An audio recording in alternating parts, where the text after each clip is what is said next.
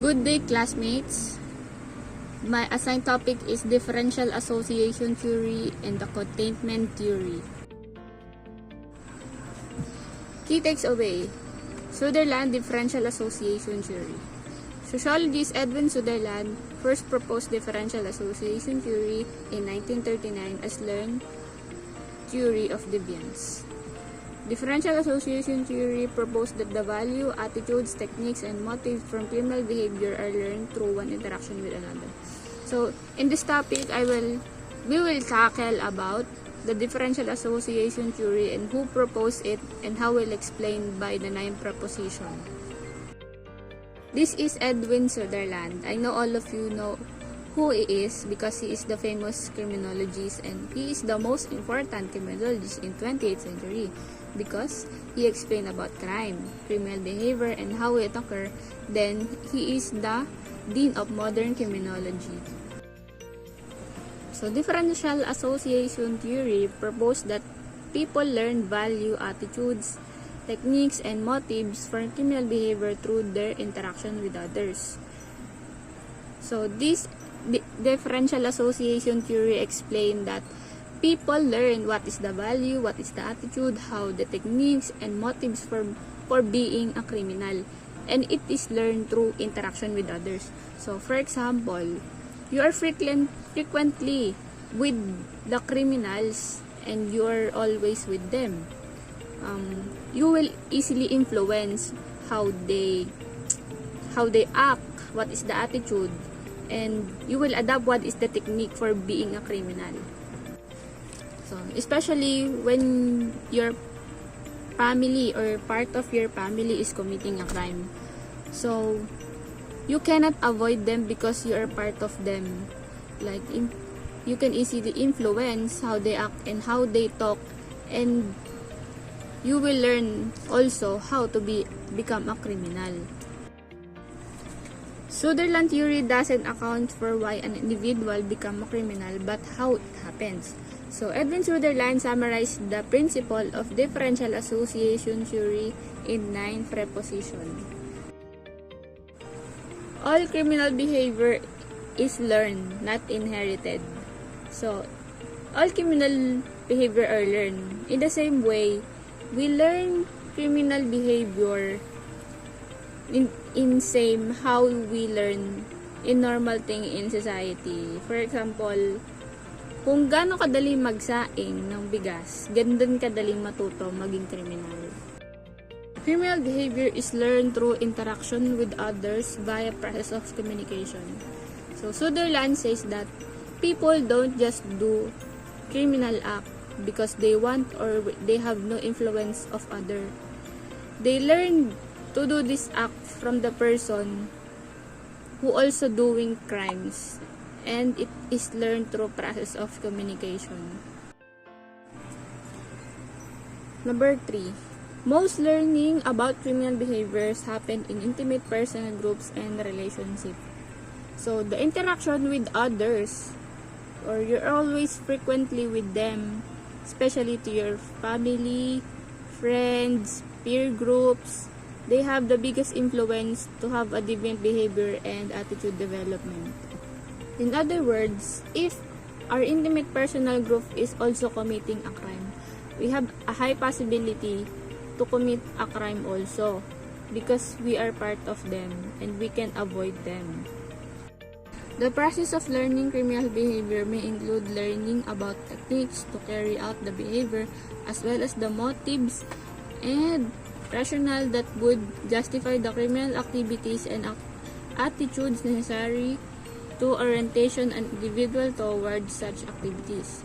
So the process of learning criminal behavior, it's include the learning process of techniques on how you will do a criminal act. Like, you will learn how the techniques to commit murder, robbery, fraud, arsons, anything that will commit crime. And you will, as well as you will also learn the motives and rationale. Next is the direction of motives and drives towards the criminal behavior is learned through the interpretation of legal codes in one's geographical area as favorable or unfavorable. These were juvenile admires someone who holds a view about the law that is different than the one of the society. Next is, when the number of favorable interpretation that support violating the law outweigh the unfavorable interpretation that don't, an individual will choose to become a criminal. So Sutherland says that individual become a law violator when they have a contact to a person or group who is more favorable in criminal activities. And in other words, in one group, there are individuals who haven't commit a crime, and the individual leads a majority to involving criminal activity because more of the people in his group is favorable in doing criminal act. Number 7. All differential association are not equal. They have vary in frequency, duration, and priority. First is in frequency. How we frequently interacting to the law violators. If we interact more, we have more chances or high chances to learn criminal activity. Next is in duration. How long time we spend time to the law violators.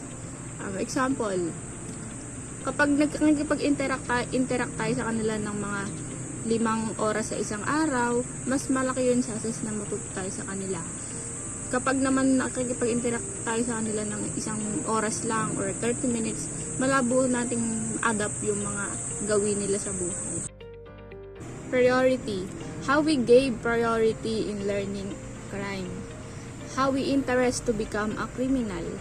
If we have less interest, less learn to crime. So if we have high interest, high chances to learn a crime. Next is number 8. The process of learning criminal behavior through interaction with the other relies on the mechanism that are used in learning about any other behavior. So, learning whether criminal or anti-criminal behavior, the person have to learn all mechanism and skills that are required to do. Next is number 9. Criminal behavior could be an expression of generalized needs and values, but they don't express the behavior because non-criminal behavior express the same needs and values. So Sutherland says that person learn criminal behavior because of needs and value. They need to get money to survive in everyday life. So, differential association takes an socio-psychological approach to explain how individuals become a criminal. The theory posits that individuals will engage a criminal behavior when the definition that favor violating the law exceeds those that don't. So, the 9th proposition of differential association theory by Edwin Sutherland explains that how an individual become a criminal, what is the reason, what is the process. So next topic is containment theory. This Walter Rockles is an American criminologist known for his containment theory of criminologies, which stated that juvenile delinquency commonly arises from breakdown in moral social forces that otherwise contain deviant behavior. Containment theory. Containment theory from the root word contain. To hold someone or something na pipigilan mo yung sa loob mo, pipigilan mo yung sarili mo. Or control, restrain oneself to external and internal factor that can affect to your personal behavior. Kapag galit na galit ka, gusto mo siyang ilabas pero mas pinipili mo siyang ikip sa loob. Yun yung containment theory. Okay. Walter Rockles study pertaining to juvenile delinquency, and his finding, he stated that inner and outer containment help prevent juvenile delinquency. Sinasabi niya na meron 2 containment or factor na nakaka-apekto sa juvenile offending. Yun ay ang outer containment and inner containment. This is external factor is provided by group in society, the state, the tribe, the villages, the family, and other nuclear groups of that manner. There has no certain responsibilities and guidelines for individual, and these are provided in external containment. So in this external factor, this is in term of socialization. You will learn the social norms, rules, attitude of different people, even good or bad. And in society, you will adopt or influence of criminal behavior that will affect to your personal behavior. Next is in inner factor. To function correctly, one must very strong moral ethics, must be very goal-oriented and focused, and have a well-ego and super-ego. Being to manage frustration shows a high control and focus. So, the inner factor is in one person must have very strong moral ethics, goal-oriented and focus, and as well as well-ego and super-ego. Dapat magaling kang mag-manage ng feeling mo na focus ka sa isang bagay na to para hindi ka matukso ng ibang bagay. Yung kaya mong bumili ng tama at mali. Na kahit anong gawin sa'yo isang bagay, you control your feelings. Dapat mas malakas yung inner factor sa loob kaysa magpa-influence ka sa ibang bagay. I realized in this topic that Edwin Sutherland said that crime is learned, not inherited, because on how we behave, respect, and socialize to others is learned to someone we always interact.